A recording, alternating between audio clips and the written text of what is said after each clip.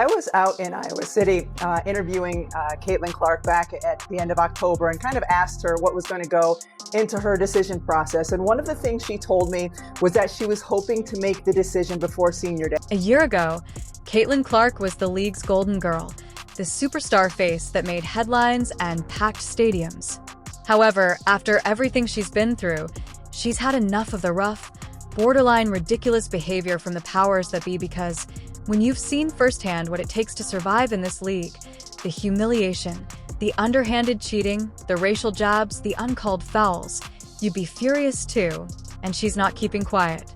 She clearly knew what she wanted to do, and I love it because I've been through a senior day. It's a really emotional experience. It's a great time to kind of say thank you to the fans. And ESPN's own nonsense has agitated the situation.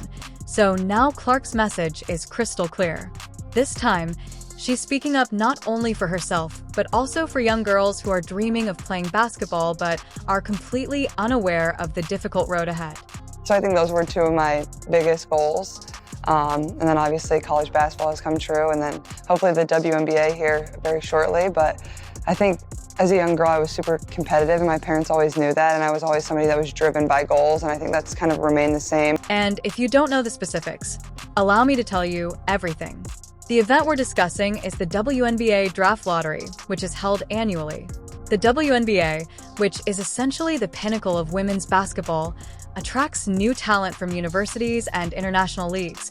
But don't think for a second that it's as easy as teams picking whoever they want. Also look at her assist numbers. She's 6th all-time in assists. This year she's leading the nation in assists. That would be far too simple. Instead, we have this crazier lottery system. Think of it as a game of chance, but with sky-high stakes, teams are vying to save their sad franchises from the basketball abyss. For them, it's more than just a game. It's a game of survival. Caitlin Clark is the best offensive player that we have seen in the history of the women's college game. And then everything else that encompasses what she is doing in terms of growing the game. Things we've never seen on the women's college side, not only selling out all her home games, but on the road as well. Why do you ask? Because receiving a top draft pick can completely transform your life. If your team has been a complete bust, winning only enough games to keep supporters somewhat awake, you need that first pick badly. We're discussing the type of selection that might bring you the next. For these faltering organizations, Caitlin Clark is a player that not only plays well but also lights up the scoreboard and makes your team irrelevant. It's similar like discovering a diamond after years of rock digging. It's hope, a chance for redemption, and let's face it, the only thing preventing their fan following from deserting them. And we haven't quite seen a phenomenon in terms of the attention that Caitlin Clark is getting in the women's college. Now, let's examine how this bizarre lottery system actually operates.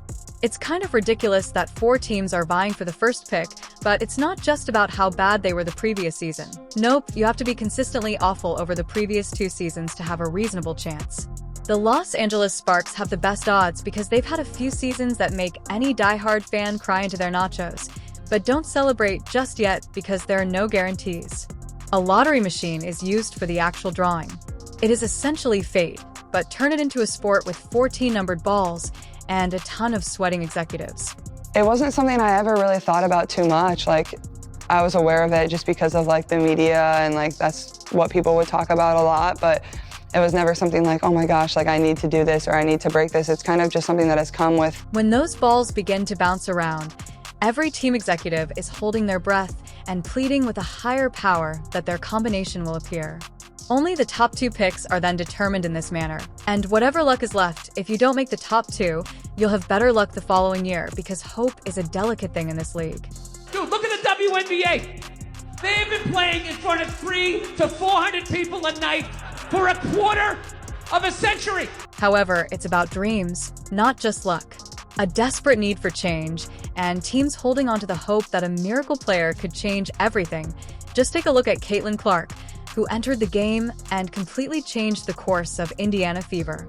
Now, every struggling team is crossing their fingers in the hopes of finding their own savior, but the truth is that players like Clark don't just appear every draft. Even with the lottery gods grinning, there is no assurance that a pick that changes everything will be selected, but that glimmering hope that it's all worthwhile. For somebody that don't watch WNBA basketball, to have women dunking on other women will definitely bring more excitement to that game. Therefore, don't assume that the WNBA Draft Lottery is just about bringing in new players. Rather, it's a lifeline for these teams and an emotional roller coaster that might change everything. A last-ditch effort to remain relevant, and occasionally, the only hope that sustains certain franchises due to a few numbered balls determining their fate. We're only playing basketball to dunk? Like, I'm not sure.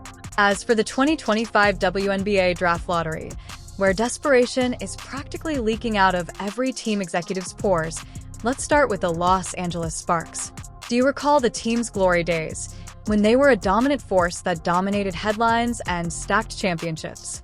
Well, those days are long gone, and the Sparks are currently in serious trouble with a record over the last 2 years that is worse than a turnover in the last seconds of a game, with 22 wins and a stomach-turning 55 losses this season alone.